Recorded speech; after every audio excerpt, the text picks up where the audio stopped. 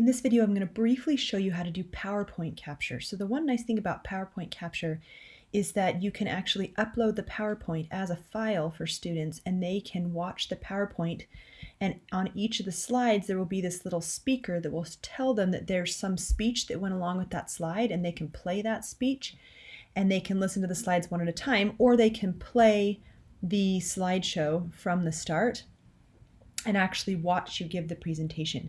So there's a couple different options for the students rather than just uploading it as a video, which you can also do. You could give them the option of having the slide itself with each of the little speakers in the corner so they can watch it on their own time. So let me show you how you would do this. You go to, when you're in the PowerPoint, you go to the Slideshow tab right here, and you click on Record Slideshow. And once you do that, it's going to open up the PowerPoint. And as you're speaking, it's recording everything I'm saying on this slide. And even if you wanted to draw, I'm going to highlight something. If you wanted to draw attention to things, it's all going to record what you're doing with that. Then we'd go to the next one. In this PowerPoint, I'm talking about science and religion and how they answer different questions. And we're going to look at some relationships between science and religion. I'm just going through this to show you what a PowerPoint would look like. You can do animation. So in this particular PowerPoint, I was trying to teach them about structural equation modeling so that I could show them the data about the relationships between evolution, understanding, and acceptance and religion. And so we're talking about this latent variable here. It's a variable that you can't measure, etc. Let's say it's grit. And we would use some kind of survey item with indicators saying, if they answer these questions, these 4 questions, it's going to give us an idea of what their grit is. So whatever their grit is would indicate what those items are. We generally don't show those items in a structural equation model. And then we might look at other latent variables that are predictors of grit and what grit predicts. So let's say we think family support, growth mindset, experience with failure predict grit, and then your grit predicts your success in STEM classes or whatever.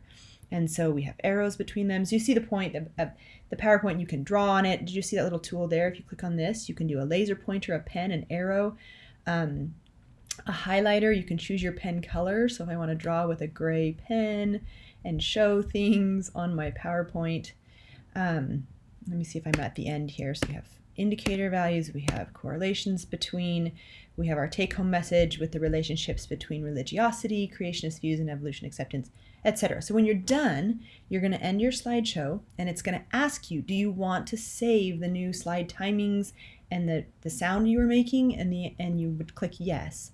And then it's going to pull it up, and you can see down here in the corner is what we said and what we did and how long it was on each slide. And it has a little speaker here, so that tells you that it's recorded something on each of the slides.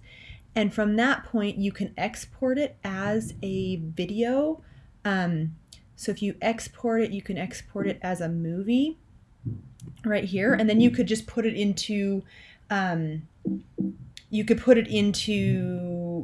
YouTube or whatever as a video, or you can upload just the file as a PowerPoint file. And like I said before, then the students have the option, if they're in this, and let's say we'll just go back to the normal view, they've been given this file, then they can click and play whatever you said on that particular slide. Now it's not playing because I'm talking over it, but they would be able to do that on each of the slides. So it's just another way of capturing a PowerPoint.